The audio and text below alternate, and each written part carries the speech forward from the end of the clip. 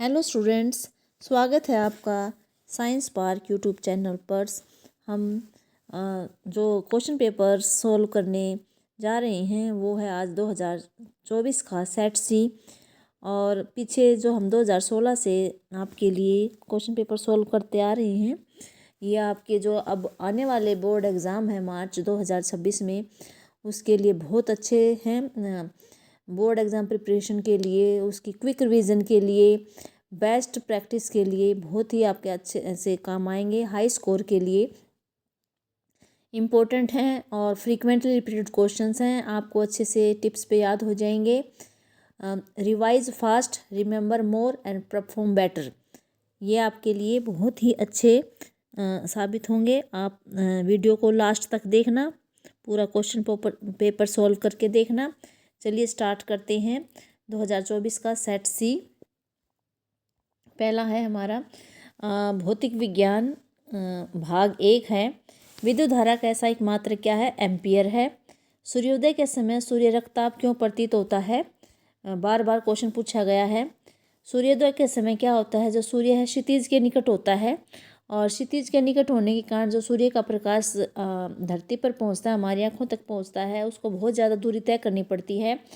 और इस दौरान जो जिस रंग की तरंग दैर्घ्य कम होती है, यानी नीले रंग जो विबग्योर है, विबग्योर VI, विबग्योर में वॉयलेट है, इंडिगो है, इनके जो रंग हैं, इनकी तरंग दैर्घ्य कम होती हैं। और वायुमंडल में जो सूक्ष्म कण होते हैं, वो सूक्ष्म कण इन रंगों को ज़्यादा फैला देते हैं, इनको बिखेर देते हैं, यानी इनका ज़्यादा प्रकीर्णन हो जाता है, जिससे जो है आकाश का रंग जो नीला दिखाई देता है। लेकिन जिसकी तरंग दैर्घ्य अधिक होती है, जैसे लाल रंग है, तो ये लाल रंग हमारी आँखों तक पहुँच जाता है और इनका प्रकीर्णन कम होता है, इस कारण हमारी आँखों तक पहुँच जाता है। इसलिए सूर्योदय के समय जो है, जो सूर्य का रंग है वो रक्तताप प्रतीत होता है। अगला क्वेश्चन देखिए, ये है थर्ड क्वेश्चन।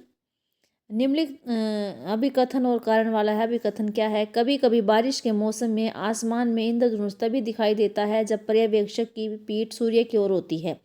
ठीक है भाई, जब बारिश आती है तो बारिश आने के बाद सूर्य के विपरीत दिशा में इंद्रधनुष बनता है, इसलिए जो सूर्य है वो हमारी पीठ की तरफ होना चाहिए और इंद्रधनुष जो है हमारे सामने, आंखों के सामने। पानी की बूंदों में आंतरिक परावर्तन के कारण फैलाव होता है। जो पानी की बूंदें रह जाती हैं वायुमंडल में, वो प्रिज्म का काम करती हैं, और जब सूर्य के प्रकाश की किरणें प्रिज्म पे पड़ती हैं तो उसमें आंतरिक परावर्तन हो जाता है। अपवर्तन आंतरिक परावर्तन है, विक्षेपण में होता है थोड़ा बहुत, और अंतिम किरणें जो है पीछे की ओर होती हैं। तो ये इस तरह से ये इसका सही कारण है, सही व्याख्या है। तो इसका जो फर्स्ट आंसर है A व R दोनों सत्य है, तथा R A की सही व्याख्या है। अगला क्वेश्चन देखिए,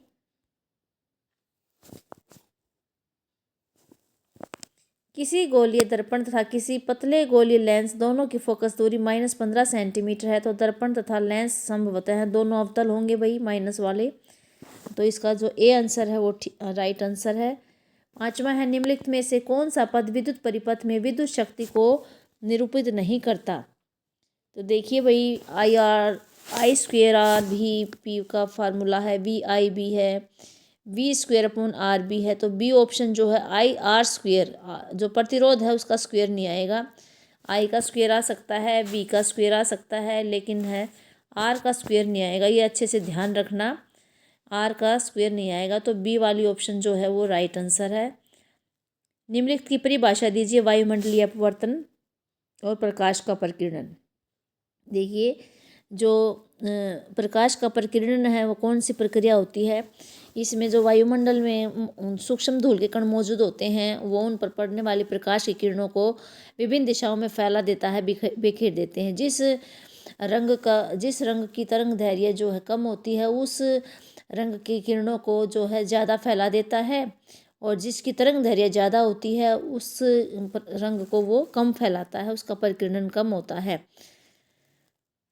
तो ये था प्रकाश का प्रकीर्णन। जैसे आकाश का रंग जो नीला दिखाई देता है, वो उसके ज़्यादा नीले रंग के प्रकीर्णन के ज़्यादा होने के कारण दिखाई देता है। और जो सूर्योदय के समय या सूर्यास्त के समय जो सूर्य का रंग रक्तताप दिखाई देता है, वो भी इसी के कारण दिखाई देता है, परिकिरण के कारण। वायुमंडलीय अपवर्तन क्या होता है? हमें पता है कि जो वायुमंडलीय है, वायुमंडल जो है विभिन्न परतों से बना होता है, और वो परतें, कोई परत विरल है, कोई सघन है, तो इनका घनत्व अलग अलग हो जाता है। जब सूर्य का प्रकाश इन अलग अलग घनत्व वाली परतों से गुजरता है तो उसका जो उसका मार्ग होता है वो सरल रेखा होता है। वो सरल रेखा न होकर उसका मार्ग जो है टेढ़ा मेढ़ा हो जाता है, कि जब वो विरल माध्यम से सघन में आती है तो वो अभिलंब की ओर मुड़ जाती है, और सघन से जब विरल में जाती है तो अभिलंब से दूर उठ जाती है। इसलिए उसका जो जिग जैग टेढ़ा मेढ़ा जो है, प्रकाश की किरण का टेढ़ा मेढ़ा रास्ता हो जाता है, वो अपने पथ से विचलित हो जाती है।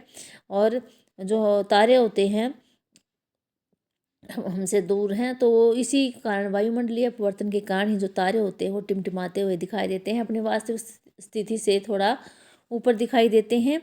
इसी प्रक्रिया को वायुमंडलीय अपवर्तन कहते हैं। अगला क्वेश्चन देखिए, जब कोई विद्युत हीटर विद्युत स्रोत से 4 एम्पीयर विद्युत धारा लेता है, यहाँ आई है 4 एम्पीयर है, और विभवांतर 60 वोल्ट दे रखा है। कह रहे हैं उस समय विद्युत हीटर कितनी विद्युत धारा लेगा जब विभवांतर 120 वोल्ट तक बढ़ा देंगे। ये कह रहे हैं 60 वोल्ट विभवांतर है तब तो वो विद्युत हीटर 4 एम्पीयर विद्युत धारा लेता है। अगर 120 वोल्ट बढ़ा देंगे तो विद्युत हीटर कितनी विद्युत धारा लेगा। ये न्यूमेरिकल है, 2 नंबर का है, बिल्कुल आसान सा है। ये देखिए, जब V 60 वोल्ट था तो I 4 एम्पीयर था, तो R निकाल लेंगे। R निकालने के लिए ओम के नियम वाला फार्मूला लगाएंगे, V = IR, और R आगे आ जाएगा, तो ये फार्मूला हो जाएगा V/I। तो V 60 है और I हमारा 4 है, तो 60/4 हो जाएगा, और कटने के बाद 15 ओम आ जाएगा।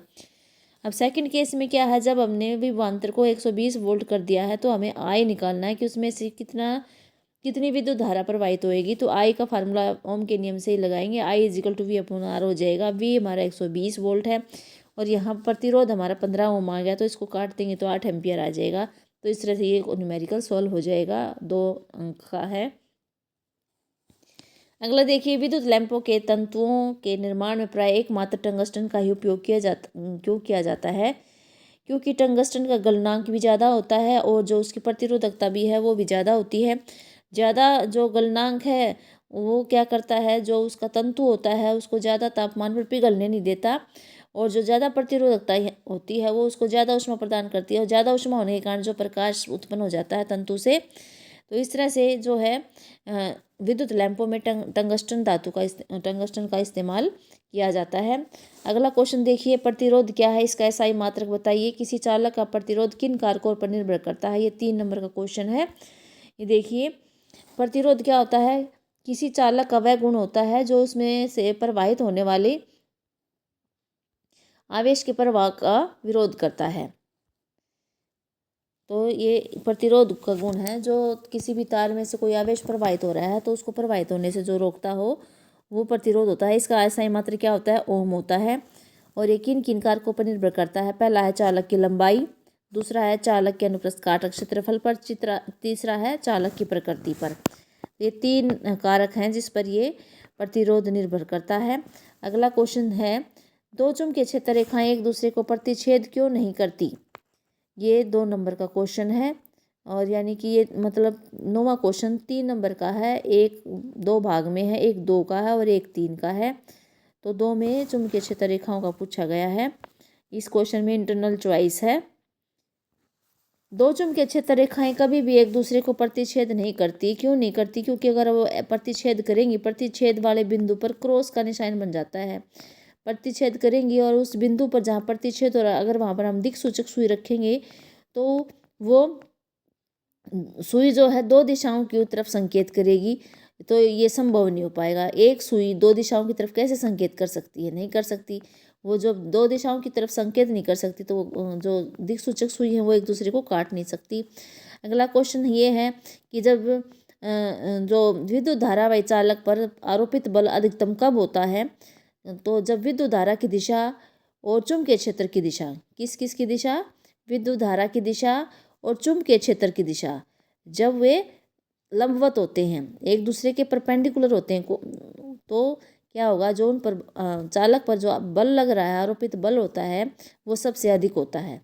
ये अच्छे से याद रखना है। अगला क्वेश्चन देखिए, अब इंटरनल चॉइस है 9वें का, या तो आप अब ये ए भी 2 भाग करने हैं, या अब ये जो है इसमें भू संपर्क तार वाला करना है। और भू संपर्क तार के क्या कार्य हैं? धातु के आवरण वाले विद्युत साधित्रों को भू संपर्कित करना क्यों आवश्यक है?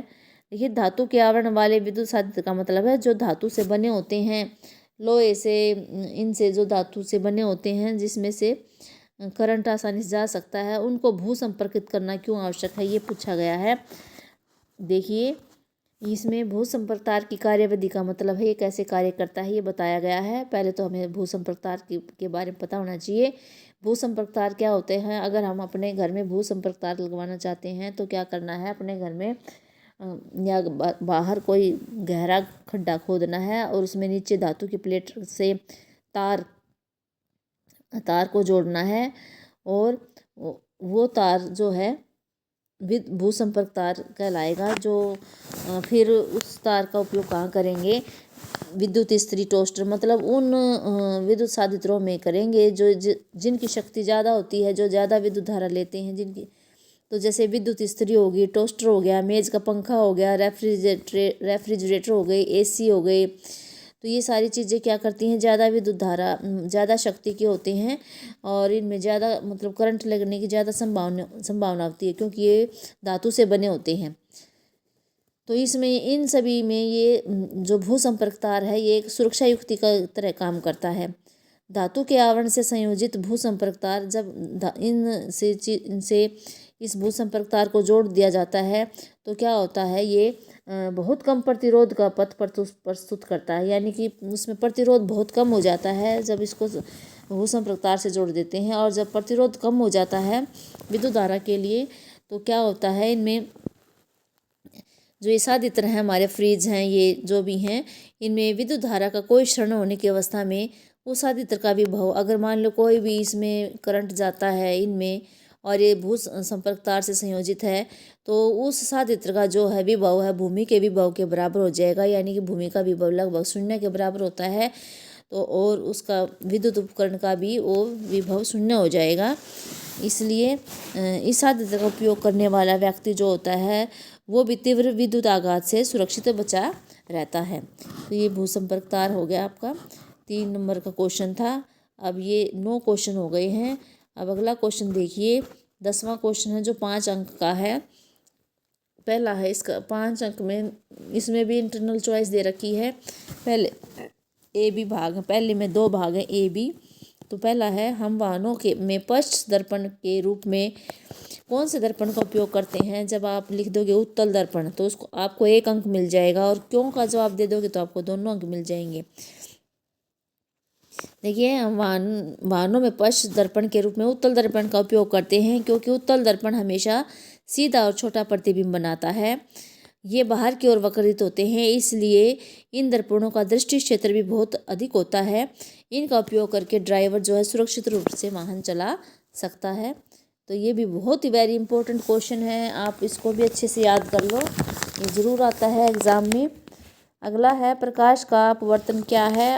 अपवर्तन के नियम लिखिए, ये भी वेरी इंपॉर्टेंट है, इसको भी आप अच्छे से याद कर लेना। प्रकाश का अपवर्तन की परिभाषा देखिए, जब प्रकाश की किरण एक पारदर्शी माध्यम से दूसरे पारदर्शी माध्यम में गमन करती है तो वह अपने पथ से विचलित हो जाती है। इस परिघटना को क्या कहते हैं? प्रकाश का अपवर्तन। एक पारदर्शी माध्यम से मतलब है एक विरल माध्यम से सघन माध्यम में आती है तो वो अभिलंब की ओर मुड़ जाएगी। अगर सघन से विरल में आती है तो वो अभिलंब से दूर हट जाती है। तो ये प्रकाश का अपवर्तन होता है। इसके 2 नियम हैं। पहला नियम तो है कि आपतित किरण, अपवर्तित किरण तथा आपतन बिंदु पर अभिलंब सदा एक ही तल में होते हैं।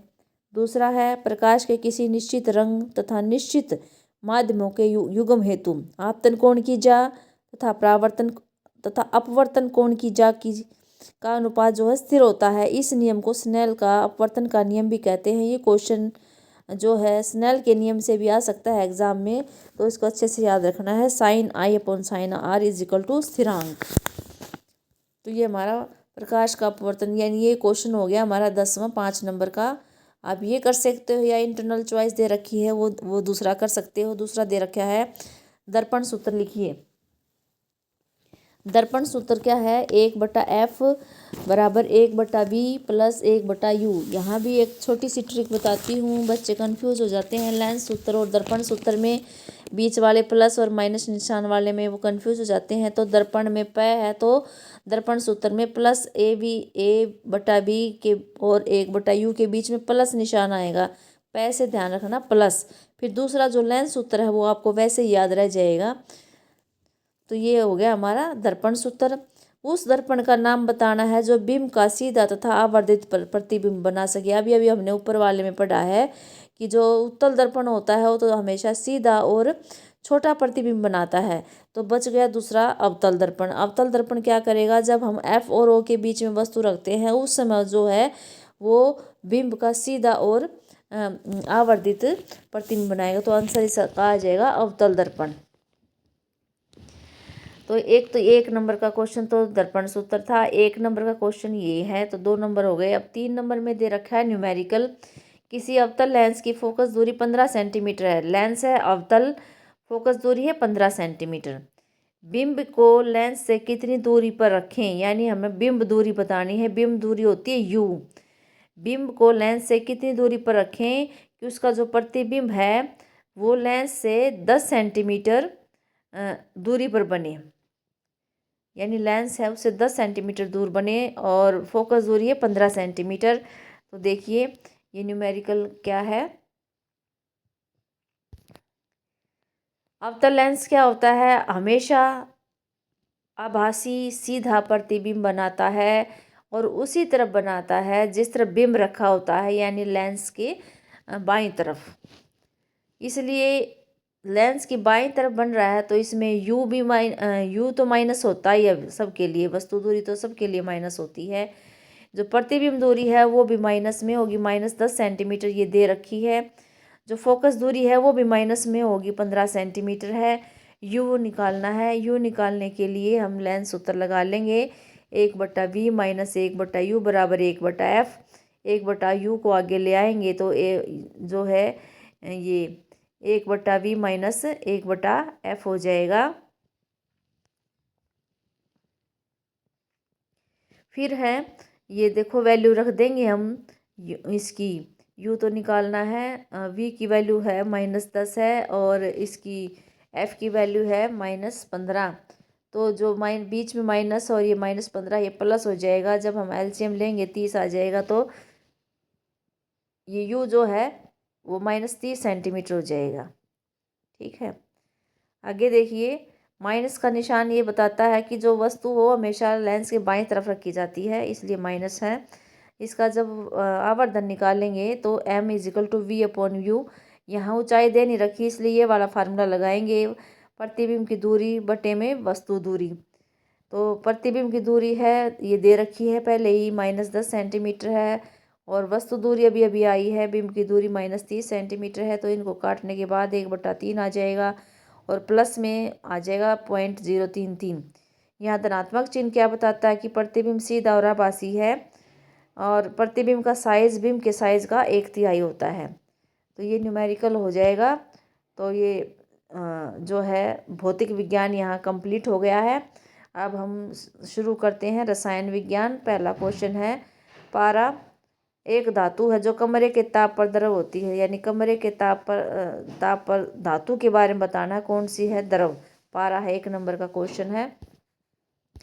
अगला क्वेश्चन देखिए 12वां है, ये भी 1 नंबर का है। आयनिक यौगिकों का गलनांक कुछ क्यों होता है। आयनिक यौगिक जो होते हैं वो धन और ऋण आयनों से बना होता है। धन और ऋण आयनों के बीच में जो है आकर्षण बल बहुत मजबूत होता है। इस मजबूत आकर्षण बल को तोड़ने के लिए वो बहुत ज़्यादा ऊर्जा की जरूरत पड़ती है, इसलिए इनका गलनांक जो है ज़्यादा होता है। अगला क्वेश्चन भी 1 नंबर का है, निम्न में से किसके विलयन का उपयोग दीवारों पर सफ़ेदी करने के लिए किया जाता है। तो वो है कैल्शियम हाइड्रोक्साइड का, बी ऑप्शन है इसका राइट आंसर है। CaOCl2 का प्रचलित नाम क्या है, यानी कैल्शियम ऑक्सीक्लोराइड का प्रचलित नाम क्या है, वो है विरंजक चूर्ण, बी ऑप्शन है इसका राइट आंसर। अगला क्वेश्चन देखिए 15वां, अभिकथन और कारण वाला। अभिकथन क्या है, सफ़ेद सिल्वर क्लोराइड सूरज की रोशनी में ग्रे हो जाता है, ग्रे यानी धूसर। सूर्य के प्रकाश की उपस्थिति में सिल्वर क्लोराइड का अपघटन सिल्वर धातु और क्लोरीन गैस बनाने के लिए होता है। तो इसका ही राइट को ए ऑप्शन जो है राइट है, ए व आर दोनों सत्य है और आर ए की सही व्याख्या है। 16वां क्वेश्चन क्या है, संयोजन अभिक्रिया क्या है? ये एक उदाहरण दीजिए, बिल्कुल इजी क्वेश्चन है। वह अभिक्रिया जिसमें दो या दो से अधिक अभिकारक मिलकर एकल उत्पाद का निर्माण करती हैं संयोजन अभिक्रिया कहलाती है। तो ये 2 नंबर में है। आप फिर इसका एक इजी सा उदाहरण है, C+O2 तीर का निशान CO2। देखो C और O2 दो अभिकारक है और अभिक्रिया होने के बाद एक उत्पाद बना CO2 कार्बन डाइऑक्साइड। जल की अनुपस्थिति में अम्ल का व्यवहार अम्लीय क्यों नहीं होता? H आयन जो होते हैं वो H आयन की उपस्थिति में जो अम्ल है अम्लीय व्यवहार करते हैं, लेकिन अगर पानी नहीं है, पानी की अनुपस्थिति में क्या होगा, अम्ल जो होते हैं H आयन उत्पन्न नहीं कर पाते, इसलिए वह अम्लीय व्यवहार नहीं दिखा पाते। अगला क्वेश्चन है, आपके पास दो विलन ए व बी हैं। विलन ए के पीएच का मान 6 है और विलन बी के पीएच का मान 8 है। किस विलन में हाइड्रोजन आयन की सांद्रता अधिक है? इनमें से कौन अम्लीय है, कौन अक्षारीय है? देखिए, हमने ऐसे लिख लिया है, विलन ए बी दे रखे हैं, पीएच ए का 6 है, बी का 8 है। अब ये बताना है किसकी प्रकृति अम्लीय और क्षारीय है। 7 से कम पीएच वाले की प्रकृति अम्लीय होती है तो 6 है, इसकी अम्लीय है। 7 से ज़्यादा पीएच वाले की प्रकृति क्षारीय होती है, 8 वाले की है। और अब ये पूछा है कि किस में हाइड्रोजन आयन की सांद्रता अधिक होती है, तो जिसका पीएच कम होता है उसमें हाइड्रोजन आयन की सांद्रता अधिक होती है। तो ए जो है विलेन, इसकी हाइड्रोजन आयन की सांद्रता अधिक है। अगला क्वेश्चन देखिए, ये 3 नंबर का क्वेश्चन था और बिल्कुल इजी क्वेश्चन है। उभयधर्मी ऑक्साइड क्या होते हैं? दो उभयधर्मी ऑक्साइडों का उदाहरण देना है। इसमें ये इंटरनल चॉइस दे रखी है और ये 3 नंबर का क्वेश्चन है। अगला है, रासायनिक गुणधर्मों के आधार पर धातु और अधातु में विभेद। देखो, दोनों में से कोई एक करना है आपको। उभयधर्मी ऑक्साइड भी वेरी इंपॉर्टेंट क्वेश्चन है, बहुत बार पूछा गया है। वे धातु ऑक्साइड जो अम्ल और क्षार दोनों के साथ अभिक्रिया करके लवण और पानी बनाते हैं उभयधर्मी ऑक्साइड कहलाते हैं। उभय माने दोनों धर्म, यानी दोनों धर्म निभाते हों, अम्ल का भी और क्षार का भी, उनको बोलते हैं उभयधर्मी ऑक्साइड। जैसे जिंक ऑक्साइड और एल्यूमिनियम ऑक्साइड इसके उदाहरण हैं। अब ये अंतर देख लीजिए, धातु और अधातु में रासायनिक अंतर है। धातु इलेक्ट्रॉन त्याग कर धनायन बनाती है, अधातु इलेक्ट्रॉन ग्रहण करती हैं और ऋणायन बनाती हैं। धातुएं जो होती हैं क्षारीय ऑक्साइड बनाती हैं, अधातुएं अम्लीय ऑक्साइड बनाती हैं। धातुएं अम्लों के साथ अभिक्रिया करके हाइड्रोजन गैस बनाती हैं, अधातुएं अम्लों के साथ अभिक्रिया करके हाइड्रोजन गैस नहीं बनाती। धातुएं पानी या भाप के साथ अभिक्रिया करके हाइड्रोजन गैस बना लेती हैं, अधातुएं पानी के साथ अभिक्रिया नहीं करती। धातुएं इलेक्ट्रॉन दान करती हैं, इसलिए उपचाय का काम करती हैं। अधातु में इलेक्ट्रॉन ग्रहण करती हैं, इसलिए अपचाय का काम करती हैं। तो ये आप लिख देना, 3 नंबर का क्वेश्चन, आप 3 अंतर लिख सकते हैं। अगला देखिए, 20वां क्वेश्चन है, 5 अंक का क्वेश्चन है 20वां। 2 भाग में दे रखा है, ए और बी। ए वाला है 2 नंबर का और बी वाला 3 का। समझातीय श्रेणी भी वेरी वेरी इंपॉर्टेंट क्वेश्चन है, इसको भी रट लेना, उदाहरण देकर समझाना है। समजातीय श्रेणी क्या होती है? हाइड्रोकार्बन यौगिकों की ऐसी श्रृंखला होती है जिसमें कार्बन श्रृंखला में स्थित हाइड्रोजन को एक ही प्रकार का प्रकार्यात्मक समूह प्रतिस्थापित करता है, उसे समजातीय श्रेणी कहते हैं। जैसे मैथेन है, मैथेन से एथेन, मैथेन से उत्तरोत्तर यौगिक में उसमें चलते हैं, तो मैथेन से एथेन की तरफ जाने पर उसमें CH2 का एक अंतर है। एथेन से प्रोपेन की तरफ जाने पर भी, प्रोपेन से ब्यूटेन, ब्यूटेन से पेंटेन, पेंटेन से हेक्सेन, ऐसे हम जाते जाएंगे तो उनके बीच में हर एक 2 के बीच में CH2 का एक अंतर है। CH2 का जो है आणविक द्रव्यमान 14 U होता है, तो हर एक उसका CH2 इकाई और 14 आणविक द्रव्यमान का अंतर होता है। तो ये वेरी इंपॉर्टेंट क्वेश्चन है। अगला क्वेश्चन क्या है, एथेनॉल से एथेनोइक अम्ल में परिवर्तन को ऑक्सीकरण अभिक्रिया क्यों कहते हैं? अभिक्रिया भी लिखनी है। ये 3 नंबर का क्वेश्चन है, यानी दोनों मिलकर 5 का हो जाएगा। ये देखिए, जो अक्षारीय पोटेशियम परमैंगनेट या अम्लीकृत पोटेशियम डाइक्रोमेट की उपस्थिति में जो अल्कोहल को है, ये जो दोनों हैं ये ऑक्सीकारक पदार्थ हैं, ये ऑक्सीजन देने वाले हैं। ये अल्कोहल को ऑक्सीजन देते हैं, अल्कोहल में ऑक्सीजन जोड़ देते हैं और जब अल्कोहल में ऑक्सीजन जुड़ जाती है तो वो ऑक्सीकृत हो जाता है और उससे एथेनॉल कार्बोक्सिलिक अम्ल बन जाता है। देखिए, और इसलिए इस अभिक्रिया को क्या कहेंगे, ऑक्सीकरण अभिक्रिया कहते हैं, क्योंकि इसमें ऑक्सीजन जुड़ती है। और ऑक्सीजन कौन दे रहा है, ये क्षारीय केमेनोफोर या अम्लीकृत पोटेशियम डाइक्रोमेट, ये इसको ऑक्सीजन दे रहे हैं एथेनॉल को। एथेनॉल को ऑक्सीजन में इसमें जुड़ते ही एथेनॉइक अम्ल में कन्वर्ट हो जाता है। ये देखिए, ये अभिक्रिया है इसकी, एथेनॉल है। इसमें या तो क्षारीय केमेनोफोर डालिए, उसको हीट कर दीजिए, ऊष्मा दे दीजिए, या फिर अम्लीकृत पोटेशियम डाइक्रोमेट डालिए और हीट कर दीजिए, तो ये एथेनॉइक अम्ल बन जाता है। तो ये अभिक्रिया हो जाएगी। अगला क्वेश्चन है, अब इसके इंटरनल चॉइस में 5 नंबर का दे रखा है, कार्बन एवं उसके यौगिकों का उपयोग अधिकतर अनुप्रयोगों में ईंधन के रूप में क्यों किया जाता है। ये 2 नंबर में है और 3 नंबर में है इलेक्ट्रॉनिक बिंदु संरचना। तो ये है क्योंकि जो ये कार्बनिक यौगिक होते हैं, ये इनका ऊष्मीय मान बहुत अधिक होता है और ये अधिक मात्रा में उपलब्ध भी होते हैं और इनका भंडारण परिवहन आसान होता है, इसलिए इनका उपयोग किया जाता है। अगला इलेक्ट्रॉनिक बिंदु संरचना देखिए, एथेनॉइक अम्ल का देखिए, पहले फार्मूला लिख लीजिए, CH3COOH।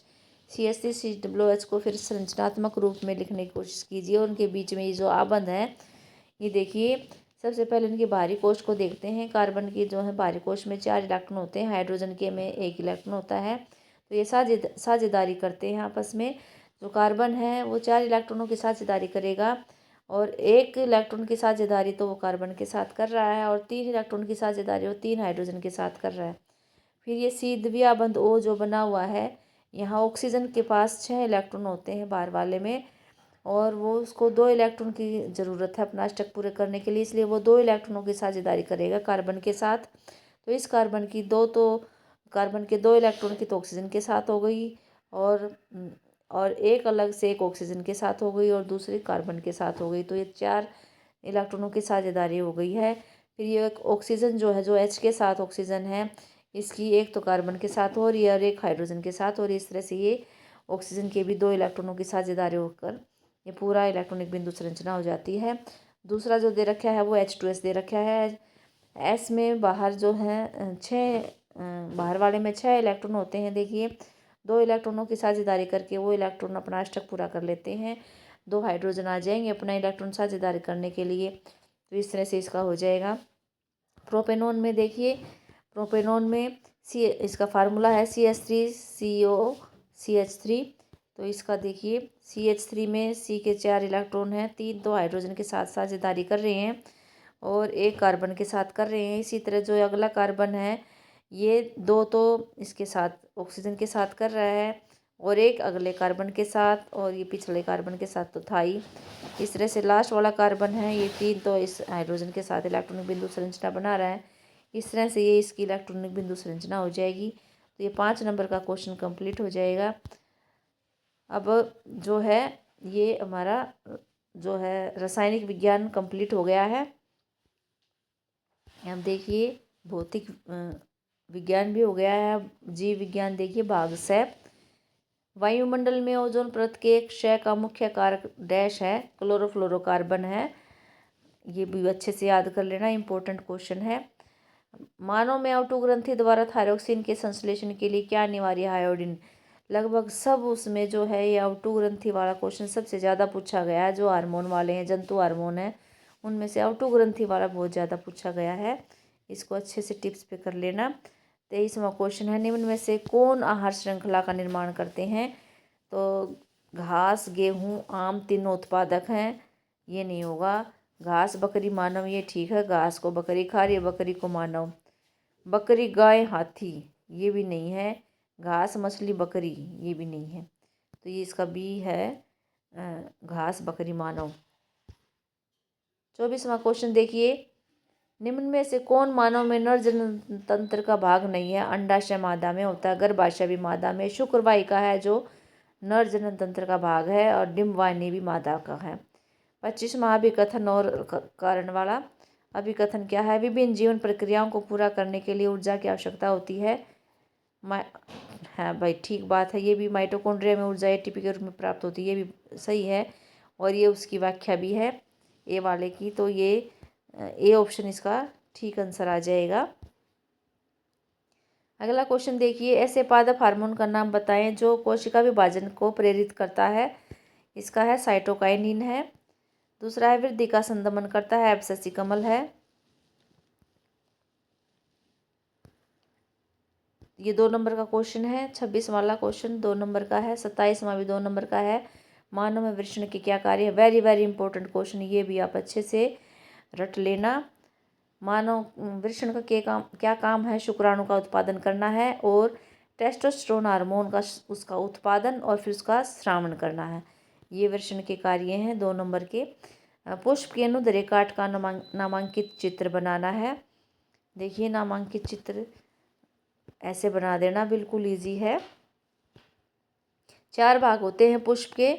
पराग पुंकेसर, दूसरा स्त्री केसर, तीसरा पंखुड़िया, चौथा बाह्य दल। जो पुंकेसर है उसके 2 भाग होते हैं, परागकोश होते हैं और तंतु है। और परागकोश में परागकण होते हैं। जो पुंकेसर होता है फूल का नर जनन अंग होता है। जो स्त्री केसर है वो फूल का पुष्प का मादा जनन अंग होता है। और इसके 3 भाग हैं स्त्री केसर के, वर्तिकाग्र, वर्तिका, अंडाशय और ये उभरा हुआ भाग होता है अंडाशय। और ये बीच में होता है स्त्री केसर, जो फूल के बीच में होता है। अंडाशय से निषेचन के पश्चात क्या होगा, जो है अंडाशय से फल बन जाता है और बीजांड से बीज बन जाते हैं। पंखुड़ियाँ जो होती हैं अलग अलग तरह की होती हैं। गुलाब का फूल है तो गुलाबी, सूरजमुखी का है तो पीला। इस तरह से पंखुड़ियों के रंग से ही फूल का रंग निश्चित होता है और ये अलग अलग कीटों को आकर्षित करती है जिससे परागण में सहायता मिलती है। बाह्य दल होते हैं हरे रंग के होते हैं। ये जो है कली, जब फूल कली की अवस्था में होता है तब उसकी ये सुरक्षा करता है। तो ये हमारा जो है पुष्प का अनुदैर्घ्य काट वाला चित्र है, इम्पोर्टेंट है। ये भी प्रैक्टिकल में भी आता है, तो इसको अच्छे से बना के अच्छे से इसके आप अभ्यास कर लेना। 29वां मानव में बच्चे का लिंग निर्धारण कैसे होता है। ये भी लगभग हर क्वेश्चन पेपर में आया है, इसको भी अच्छे से कर लेना। और इसका 8वां में दे रखा है, मेंडल के प्रयोगों से कैसे पता चला कि विभिन्न लक्षण स्वतंत्र रूप से वंशानुगत होते हैं। 3 नंबर में ये इंटरनल चॉइस दे रखी है। देखिए मनुष्य में 23 जोड़े गुणसूत्र होते हैं, 22 जोड़े कायिक गुणसूत्र या लिंगी बोल देंगे। एक जोड़ा जो होता है वो लिंग गुणसूत्र होता है। मादा में जो लिंग गुणसूत्र होते हैं वो एक्स ही होते हैं और जो नर है उसमें एक्स और वाई होते हैं। जब युग्मक मादा में एक्स ही युग्मक बनेगा, पिता में एक्स और वाई युग्मक बन जाते हैं। जब मादा से तो जो गुणसूत्र है वो सिर्फ एक्स ही आएगा, चाहे बेटा हो चाहे बेटी हो। लेकिन जब पिता से एक्स गुणसूत्र आता है और निषेचन होता है तो मादा संतान उत्पन्न होती है और पिता से जब वाई गुणसूत्र आता है तो नर संतान उत्पन्न होती है। तो ये पिता के गुणसूत्र पर ही निर्भर करता है कि भाई होने वाली संतान नर होगी या मादा होगी। इसके लिए आप ये बनाकर दिखा सकते हैं। जनक है वह मादा नर है, मादा एक्स होती है, नर एक्स वाई है, युग्मक एक्स बन गए और नर के एक्स वाई बन गए। संतति जो है F1 संतति में देखिए ये बनाकर दिखा देना कि 50% तो मादा आ गए और 50% नर। इससे पता चल रहा है कि जो नर है वो वाई गुणसूत्र के आने से ही बना है और जो नर से एक्स आ गया तो मादा बन रही है, नर से वाई आ जाएगा तो नर बन रहा है। तो ये पिता के गुणसूत्र है, वो उससे पता चलता है कि होने वाली संतान नर होगी या मादा। अगला क्वेश्चन मेंडल वाला है कि मेंडल के उनसे प्रयोगों से कैसे पता चला कि जो है लक्षण है वो स्वतंत्र रूप से वंशानुगत होते हैं। जो है मेंडल ने मटर के पौधे पर बहुत सारे एक्सपेरिमेंट किए थे।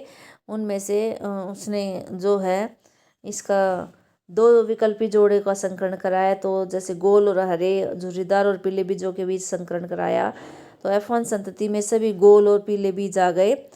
फिर उसने इन F1 संतति के बीच स्वपरागण कराया तो F2 संतति में कुछ पौधे गोल और पीले थे, कुछ पौधे झुर्रीदार और पीले थे, कुछ पौधे गोल और हरे थे, कुछ पौधे झुर्रीदार और हरे थे। देखो F2PD में कितने नए संयोजन देखने को मिले। इससे पता चला कि गोल और झुर्रीदार लक्षण और पीले और हरे लक्षण स्वतंत्र रूप से वंशानुगत होते हैं, क्योंकि नए नए संयोजन मिले नए संयोजन तभी मिलेंगे जब वो अलग अलग से जाएंगे, इकट्ठे जाएंगे तो एक ही संयोजन मिलेगा। तो यहाँ से ये पता चल रहा है कि संयोजन ये जो है लक्षण है जो अलग अलग स्वतंत्र रूप से आगे अगली पीढ़ी में जा रहे हैं। अगला क्वेश्चन देखिए, इनमें से आपको 29 में इंटरनल चॉइस ही 2 करने हैं। 30वां क्वेश्चन देखिए, 5 नंबर का क्वेश्चन आ गया है अब। भोजन के पाचन में लार की क्या भूमिका है, 2 नंबर का क्वेश्चन है। और वायवीय और अवायवीय श्वसन के बीच 3 अंतर लिखिए, ये 3 नंबर का है।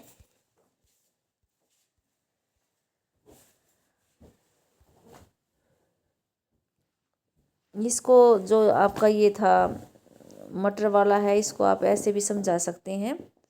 गोल और हरे बीज हैं, जनक के गोल और हरे बीज को हम ऐसे capital R R, small Y Y हरे बीज के लिए, झुर्रीदार के लिए स्मॉल आर आर और पीले बीज के लिए कैपिटल वाई ये ले सकते हैं।